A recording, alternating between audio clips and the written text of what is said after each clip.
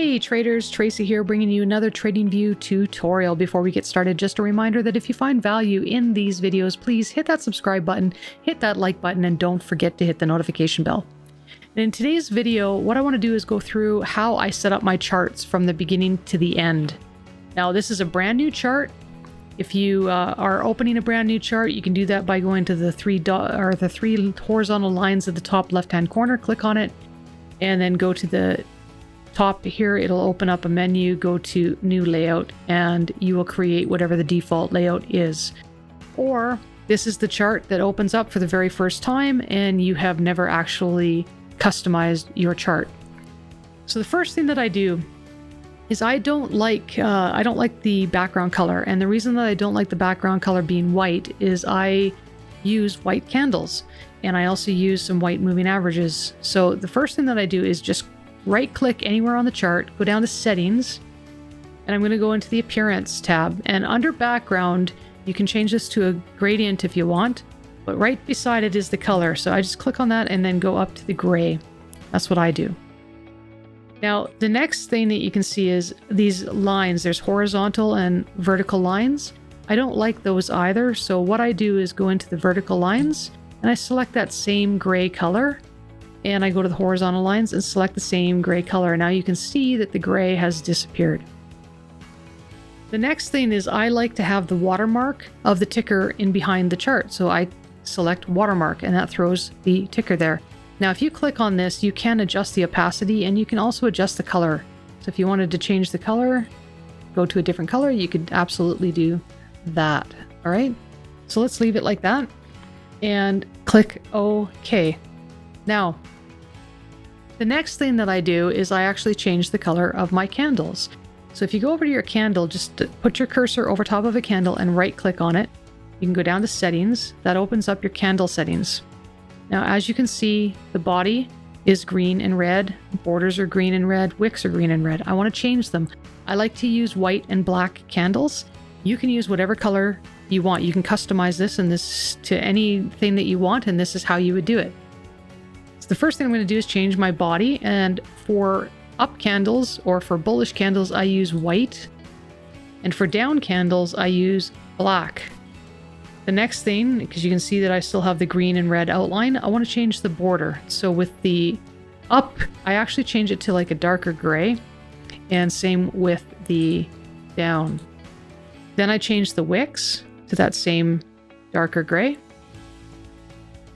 And I leave my last price line as red and green. I don't change that. And then as far as the pre and post market price line, I do leave those as well. I like to keep them separated. I'll show you what that does. If we go over to the bottom right and look where it says regular or REG, click on that, you can get into your extended hours. Now, as you can see right here, you're going to have a blue section and you're going to have a orangey section. The blue section is the post market. The orange section here is the pre-market. So I like to keep it separated because I kind of want to know what's happening in the pre-market more than what happened in the post-market. It's a different set of traders that are in there and sentiment may have changed. So I'm more interested in the pre-market, and that's why I want to keep it separated. So that's how you do that. Now, if we just go back into the candle settings, let's take a look and see if there's anything else that I want to change, and there is not. You can change the opacity of your pre and post market hours right in this area here. All right, so that takes care of that. Now the next thing is the volume. Now as you can see, the volume right here, these bars kind of are hidden underneath my candles, and I don't really like that. And the only way that you can deal with it is to scale on the right hand side and then move your chart. But if you hit auto, it automatically goes back. So I personally like to have my volume down into another pane. And the way that you do that is go over to the left-hand side where it says volume, go to the three dots, click on that and go to the move to and then new pane below.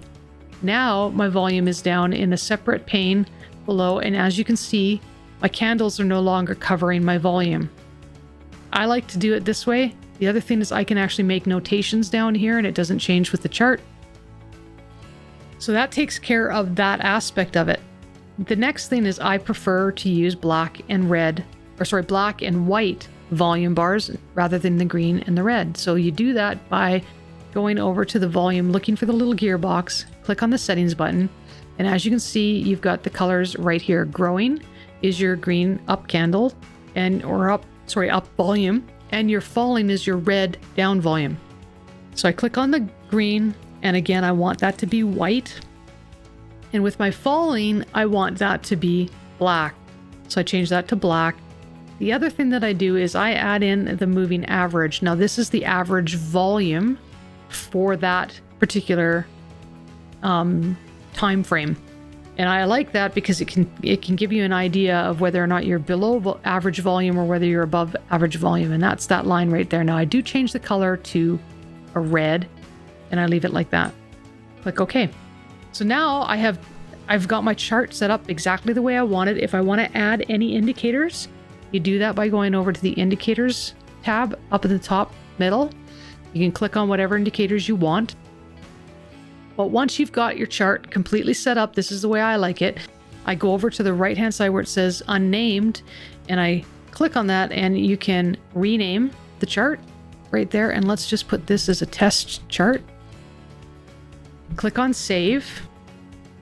And now that there's a little check mark in that cloud, I know that the chart has been saved. Now, if you want to ever locate that chart again, you click that arrow, go down to load chart, and you can see that the test chart that we just created is right there. All right, so that concludes how I set up my charts. Again, if you have any questions, throw them in the comments below. Otherwise, remember, subscribe, like, and share if you found value in this video. For now, happy trading.